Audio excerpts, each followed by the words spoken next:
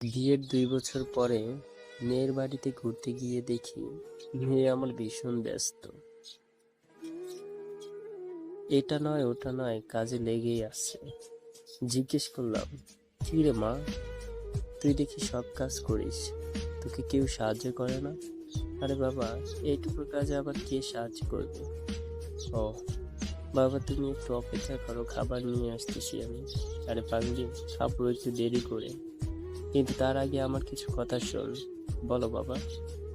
এই দেখ, তোর পছন্দের নূপুর, লিপস্টিক, হাতে চুড়ি, আলতা, মেকআপ বক্স এবং মেহেদি নিয়ে এসেছি। আরে, এইগুলো কেন আনতে গিয়েছো? এইসব পড়ার টাইম আছে বলো? তোর তো অনেক পছন্দের এইসব। হ্যাঁ, কিন্তু সময় তো নেই বাবা।